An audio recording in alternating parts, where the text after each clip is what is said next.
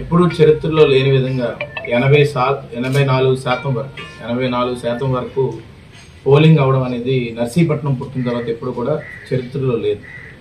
ఈరోజు దాన్ని బట్టి అర్థం చేసుకోవచ్చు ఏంటంటే ప్రజాస్వామ్యంలో ఓట్లు వేయడానికి వచ్చి మనస్ఫూర్తిగా ప్రజాస్వామ్యాన్ని గెలిపించడానికనే ఏకైక ఉద్దేశంతో ఈరోజు ప్రజలందరూ కూడా బయటకు వచ్చారు. దీంట్లో మీరు అబ్జర్వ్ చేస్తే బెంగళూరు నుంచి కానీ, హైదరాబాద్ నుంచి కానీ, దూర ప్రాంతాల నుంచి కానీ ఎంతో మంది నాకు రోడ్ల మీద కనబడ్డారు, పోలింగ్ బూత్ల దగ్గర కనబడ్డారు. ఇదే జనరల్ ఏజెంట్గా నేను తిరుగుతున్నప్పుడు నాకు ఎంతో మంది కనబడ్డారు. అన్ని బట్టి అర్థం చేసుకోవచ్చు ఏంటంటే కసితీర ప్రజాస్వామ్యం చనిపోతుంది, ఈ నేరాలు నర్సీపట్నం కింద నర్సీపట్నం తయారవబోతుంది కాబట్టి వచ్చి ఓటేసి వెళ్ళాలి. ఆ ఓటు చాలా మటుకు కూడా సైకిల్ గుర్తుకే పడ్డాయని చెప్పి బయటికి ఓపెన్ అవి హ్యాపీగా, అంటే ఈ 5 ఏళ్ళు ప్రజాస్వామ్యం చచ్చిపోయింది, దానికి కసితోటి వచ్చి ఓటేసి బయటకు వచ్చి హ్యాపీగా స్వేచ్ఛతోటి చెప్పుకోవడం జరిగిందండి. చిన్నప్పుడు ఏదో చదువుకోవడం తప్ప ఎవరో హరిస్తారని మనం ఎప్పుడు అనుకోలేదు, కానీ ఫస్ట్ టైం హరించారు. దాన్ని ఫ్రీడమ్ ఆఫ్ స్పీచ్ ని ఎక్స్ప్రెస్ చేశారు. నేను ప్రజలు బయటకు వచ్చినప్పుడు సార్ నాకు అక్కడ ఓటేసి నా మనస్ఫూర్తిగా ఉంది సార్ అని చెప్పి, మీరు నమ్మరంటే నేను నైట్ ఒక అబ్బాయి వచ్చాడు, ఎక్కడి నుంచి వచ్చావు అన్నాడు, లండన్ నుంచి వచ్చాను అన్నాడు. లండన్ నుంచి రావడం ఏంటో ఓటు ఏమైపోద్ది అంటే, లేదు సార్ కంపల్సరీ పెట్టుకొని మరీ వచ్చాను లండన్ నుంచి, నేను ఓటేయడానికి వచ్చానని చెప్పేసి అన్నాడు. ఎందుకంటే అక్కడి నుంచి చూసినప్పుడు నాకే బాధ అనిపించింది, అసలు ఆంధ్ర రాష్ట్రంలో ఎలా పోతున్నారు సార్ మీరు అని చెప్పేసి. కాబట్టి నాకు ఈరోజు నేను ఈ 84% ఏదైతే పోలింగ్ పర్సంటేజ్ అనేది కనబడుతుందో ఇది టీడీపీ గాలి వేస్తుంది అనేది క్లియర్గా కనబడుతుందండి. ఇప్పుడు ఎగ్జిట్ పోల్స్ కూడా మాకు క్లియర్గా చెప్తుంది ఏంటంటే, సర్వే కూడా ప్రతి బూత్కి కూడా ఒక 50 నుంచి 60 శాంపుల్స్ తీసుకున్నారు. తీసుకుంటే మనకి సుమారుగా 20 నుంచి 25 వేల మెజార్టీ తోటి మనకి అయ్యన్న పాత్రుడు గారు గెలబోతున్నారు అనేది క్లియర్ కట్గా కనబడుతుంది. రాని విధంగా ఈరోజు ఏంటంటే చరిత్రలో రాని విధంగా మెజార్టీలు కూడా కొన్ని బూతుల్లో అయితే ఆశ్చర్యకరంగా నాకే అనిపించింది. కొన్ని అంటే ఇప్పటి నుంచి కాంగ్రెస్ ఊర్లో కూడా ఈరోజు మెజార్టీ రాబోతుందని చెప్పి క్లియర్గా చెప్పబోతున్నానండి. ఎంత గట్టిగా నేను బల్లకొద్ది ఎందుకు చెప్తున్నాను, ప్రతి బూత్ నుంచి కూడా శాంపుల్స్ తీసుకుని ఈరోజు చెప్పబోయారండి, చెప్తున్నారు కూడా. ఈరోజు నిన్న ఉదయం నుంచి మీరు అందరూ కూడా గమనిస్తే అసలు డెమోక్రసీ ఉందా లేదా అనిపించిందండి నిన్న పోలింగ్ జరుగుతున్నప్పుడు. ఎందుకంటే పోలింగ్ బూతుల దగ్గర ఓటేయడానికని వచ్చి ఉదయం నుంచి సాయంత్రం వరకు ఉంటున్నా కూడా ఈ సిఐ క్రాంతి కుమార్ గారు ఏ మాత్రం కూడా పట్టించుకోలేదు. నేను ఎన్నిసార్లు కంప్లైంట్ ఇచ్చినా కానీ సీఏ పట్టించుకోలేదు. నేను ఎన్నోసార్లు చెప్పాను, మీరు నమ్మరు, ప్రతి బూత్ ఏదైతే సెన్సిటివ్ బూత్స్ ఉంటాయో ఈ లిస్ట్ రాసి నేను ఎలక్షన్ కమిషన్ మీనా గారికి కూడా పంపిస్తే మీనా గారు ఇమీడియట్ గా స్పందించి ఈమెయిల్ ద్వారా నేను ఇమీడియట్ గా పంపిస్తున్నాను, కలెక్టర్ గారికి కూడా అక్కడ యాక్షన్ కొంచెం ఫోర్స్ ఎక్కువ పెడతారు విజయ్ అని చెప్పారు. చెప్తే నేనేమో as a general secretary TDP state general సెక్రటరీగా నేను పంపిస్తే దానికి రిప్లై ఇచ్చారు, ఇమీడియట్ గా ఆయన ప్రాంప్ట్ గా ఇచ్చారు. కానీ ఇక్కడ సీఏ అనే వ్యక్తి ప్రతి ఒక్కరిని డైవర్ట్ చేయడం, డిఐజీ గారిని కానీ, ఎస్పీ గారిని కానీ, డిఎస్పీ గారిని కానీ ప్రతి ఒక్కరిని కూడా డైవర్ట్ చేసుకుంటూ వచ్చాడు. ఒక వ్యక్తి లోపలికి వెళ్ళి ఓటేయడానికి వెళ్ళి అక్కడే ఉండిపోయి క్యాంపెయిన్ చేస్తుంటే అక్కడ ఎంకరేజ్ చేస్తారు. జూనియర్ కాలేజ్ కూడా సెన్సిటివ్ బూత్ అని చెప్పి అక్కడ అయ్యన్న పాత్రుడు గారు ఓటేస్తున్నారు, అక్కడ ఓటేస్తామని చెప్పారు. ఉదయం నుంచి సాయంత్రం వరకు 10 మందిని పెట్టి ఎంకరేజ్ చేస్తారు. నేను మొన్న పోలింగ్ నిన్నైతే ముందు రోజే నేను కొంతమంది సెన్సిటివ్ వ్యక్తులు పేర్లు ఇచ్చాను. వీళ్ళందరూ కూడా స్మగ్లర్స్ బ్యాక్గ్రౌండ్స్ ఉన్నాయి, వీళ్ళందరూ రౌడీ షీట్స్ ఉన్నాయి, కొంచెం జాగ్రత్తగా గమనించండి. ఏ పార్టీ అయినా పర్లేదు, ఇర్రెస్పెక్టివ్ ఆఫ్ పార్టీస్ మీరు యాక్షన్ తీసుకోవడం లేకపోతే కస్టడీలోకి తీసుకున్నా పోలింగ్ సరిగ్గా సమయంకి జరిపించే విధంగా చేయండి అని అడిగితే ఆ సీఎం ఓకే సార్ నేను చూసుకుంటానండి అని చెప్పి నిన్న నాకు వచ్చిన సమాచారం ప్రకారం ఏంటంటే ఒక కాన్వేని, అంటే ఫస్ట్ టైం నర్సీపట్నం చరిత్రలో జరిగిందంటే, ఎప్పుడు కూడా ఈ గణేష్ ప్రెస్ మీట్ పెట్టినప్పుడల్లా ఒక మాట అనేవాడు, అయ్యన్న పాత్రుడు గారు వస్తే రౌడీజం వస్తుంది, అయ్యన్న పాత్రుడు గారు వస్తే ఇది వస్తుందని, ఇదంతా అబద్ధం మాటలు చెప్పేవాడు. ఇవాళ నేను చెప్తున్నాను, నిన్న పోలింగ్ అప్పుడు ఎమ్మెల్యే ఈ సిఐ కొంతమంది వ్యక్తులు కూర్చొని ముందు రోజు ప్లాన్ చేశారు.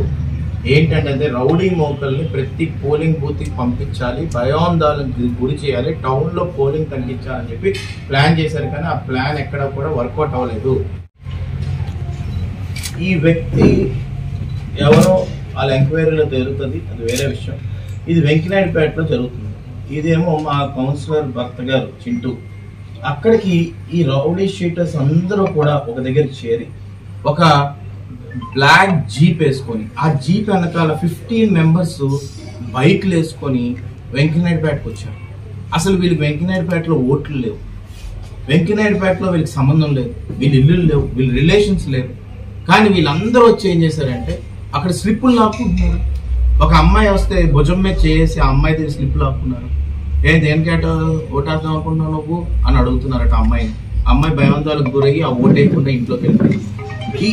ఇది చెప్తే సీఏ అంటారు అని చెప్తున్నాడు నాతో. ఎంత కామెడీ అండి. ఈ స్మగ్లర్స్ తో ఈ సీఏ కొలాబరేట్ అయ్యాడు, ఇది నేను ఖచ్చితంగా చెప్పగలను. ఈ రౌడీ మూకతో సీఏ కొలాబరేట్ అయ్యాడు. పోలింగ్ బూత్ల దగ్గర తిరుగుతుంటే ఆపలేదు. వీళ్ళు రామారావుపేటలోకి వెళ్ళారు, జూనియర్ కాలేజ్ దగ్గరకు వచ్చారు, వెంకనాయుడుపేటలోకి వెళ్ళారు. ఇది పోలింగ్ జరుగుతున్నప్పుడు ఇదేం ర్యాలీ అండి? సీసీ ఫుటేజ్ లో కూడా సీఏ డిలీట్ చేయబోతున్నాడు వీళ్ళు వెహికల్స్ వెళ్తున్న ఫుటేజ్ ని. ఎందుకంటే డిఐజీ ఎంక్వైరీ చేస్తాడు కాబట్టి రేపు ఎల్లుండో. అంటే నీ సీసీ ఫుటేజ్ కూడా నీ సొంత ఇల్లా డిలీట్ చేయబోతున్నావు నువ్వు? వీళ్ళందరి మీద కానీ నువ్వు యాక్షన్ తీసుకోపోతే వీళ్ళకి సింపుల్ లాజిక్ కామన్ సెన్స్ ఏంటంటే ఈ రౌడీ మూకలు ఎందుకు వెంకనాయుడుపేటలోకి ఎంటర్ అవ్వారు, రామాలయం దగ్గర ఎందుకు గొడవ పెట్టారు, ఎందుకు స్లిప్పులు లాక్కున్నారు? ఇది వెంకనాయుడుపేటలో, రామారావుపేటలో ఏం చేశారు? అక్కడ స్లిప్పులు లాక్కున్నారు. జూనియర్ కాలేజ్ దగ్గర వచ్చి అక్కడ స్లిప్పులు లాక్కున్నారు.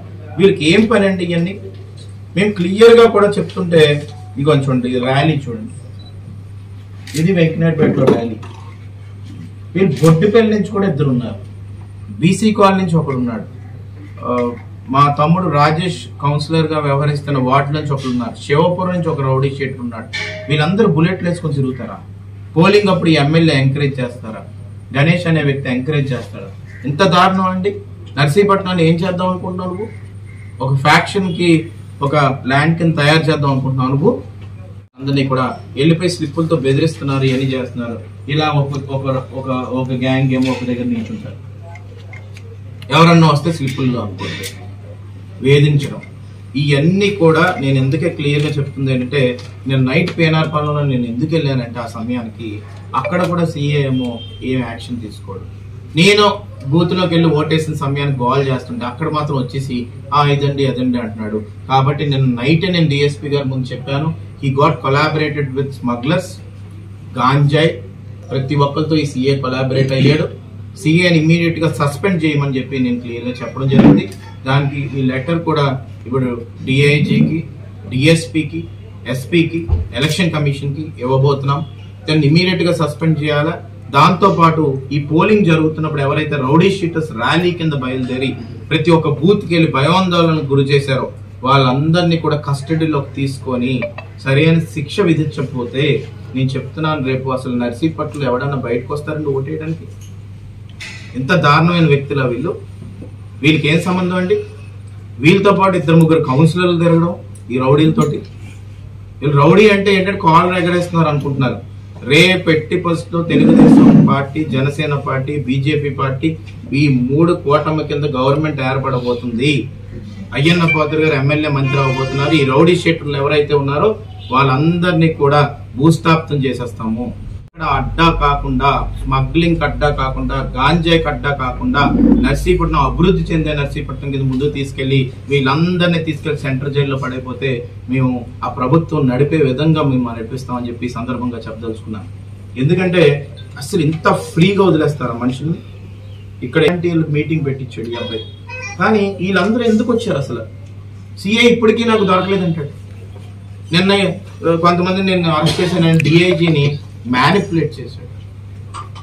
అరెస్ట్ చేసిన వాళ్ళు కాదు, కానీ వాళ్ళ పేర్లు పెట్టి వాళ్ళే అని చెప్తున్నాడు. అంటే నేను ఒకటే కోరుతుంది ఏంటంటే, ఇలాంటి సీఏలు లా అండ్ ఆర్డర్ లో ఉండడం మంచిది కాదు. ఈ సీఏని ఇమీడియట్ గా సస్పెండ్ చేయాలని డిఐజీకి, డీజీపీకి లెటర్ పెట్టబోతున్నాము. దీని మీద ఎంక్వైరీ చేయాలి.